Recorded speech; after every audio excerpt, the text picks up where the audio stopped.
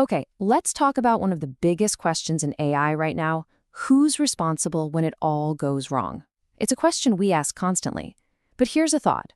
What if asking who's to blame is actually the wrong question to begin with?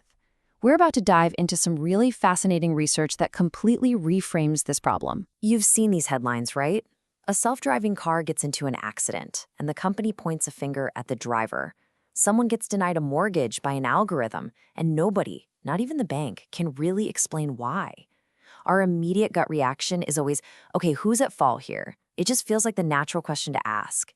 But the truth is, finding a single person depended on is often impossible.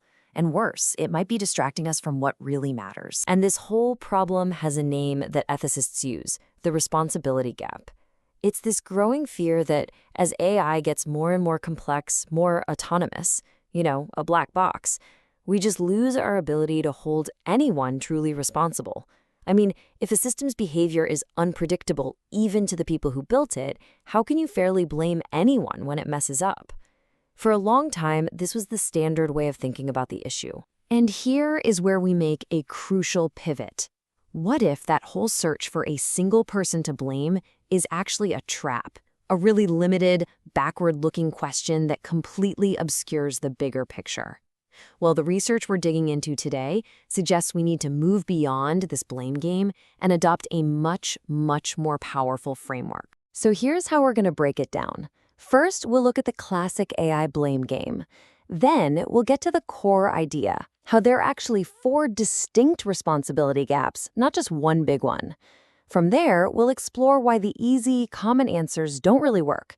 And we'll wrap up with a promising path forward called meaningful human control. All right, Section 1, the AI blame game. This isn't some brand new conversation. The central dilemma was actually framed pretty clearly way back in 2004, centering on what they called learning automata. This quote from the philosopher Andreas Matthias, it really lays out a brutal choice. He argued that because these learning systems are inherently unpredictable or stuck between a rock and a hard place, he said we have to choose. Either we embrace advanced AI and just give up on the idea of human responsibility, or we hang on to responsibility and give up on using this powerful new tech. This very stark, all-or-nothing way of seeing it has really dominated the debate for years. But that either-or choice, that's exactly what we're going to challenge today. See, instead of one giant, scary responsibility gap, the research we're looking at shows that it's way more helpful to see it as a set of distinct, specific problems. And this reframing, it gives us a much more useful way to tackle it. 4. That's the magic number here. The big argument is that what we've been calling the responsibility gap isn't one single thing. It's actually 4 separate gaps. And really understanding what each one is, well, that's the critical first step toward finding a real solution. Okay, this slide right here is the absolute heart of the idea. The so-called responsibility gap splits into 4. First, you've got the culpability gap. This is all about blame. Who's at fault? With complex AI, so many people are involved, designers, users, managers, that no one person has full control, which creates, legitimate excuses. Second, the moral accountability gap. This is our duty to be able to explain our actions to others. Black box AI shatters this. A doctor using an AI tool can only shrug and say, "The computer told me so," and that just destroys trust. Third, there's public accountability. This is especially for governments. When a public agency uses a private, secret algorithm to make decisions, how can they justify those decisions to us, the public? That accountability breaks down. And finally, the active responsibility gap. This is a forward-looking duty, mainly for designers and engineers, to think ahead and prevent harm. This gap opens up when they aren't trained or, frankly, aren't motivated to think about the real-world societal impact of what they're building. Seeing these 4 separate problems is the key. So now that we have this much more detailed map of the problem, these 4 distinct gaps, we can start to see why so many of the common solutions you hear about just don't cut it. They usually end up focusing on only one of the gaps, or they offer a really simplistic fix for what is a deeply complex social and technical problem. Yeah, the debate often gets stuck swinging between 2 extremes. On one side, you have the fatalists. They say, this is a totally new, unsolvable problem. But they only ever focus on the blame or culpability part. Then on the other side, you've got the deflationists. They're like, this is nothing new, our existing laws and rules can handle it. But both of these views are just incomplete.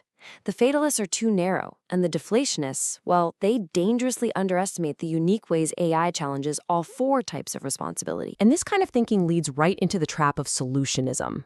First, there's technical solutionism. This is the belief that we can just code our way out of the problem with something like explainable AI. But look, even if an algorithm is technically explainable, that doesn't magically fix the underlying issues of who has control or whether the organization is acting responsibly. Then you have legal solutionism. This is the idea that we can just pass a new law, like giving AI electronic personhood, and poof, problem solved.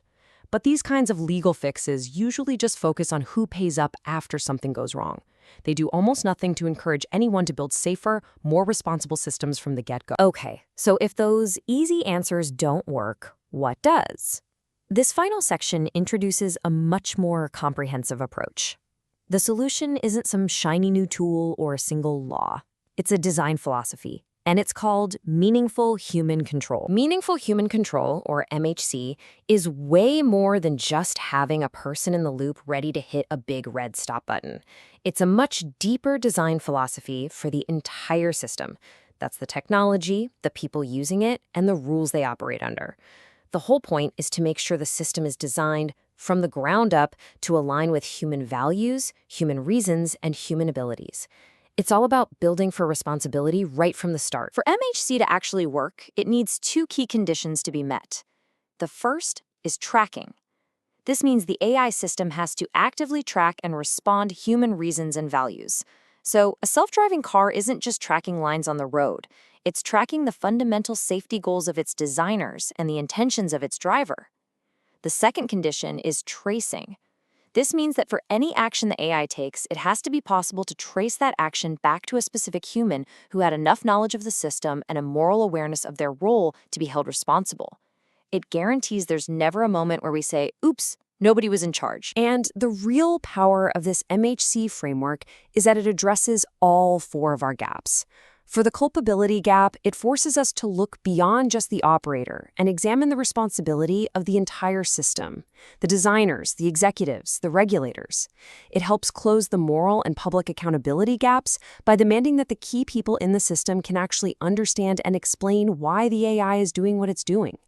And maybe most importantly, it directly fosters active responsibility. It gives designers and managers a clear framework for building responsible systems from day one, creating a real embedded culture of responsibility. So this whole journey from asking who's to blame to embracing meaningful human control fundamentally changes the conversation. It moves us away from reactive finger-pointing and toward a proactive, constructive mission. It suggests that the ultimate responsibility isn't about finding someone to punish after the fact, but about our collective duty to build AI that truly serves human values right from the very beginning. Thank you for joining us.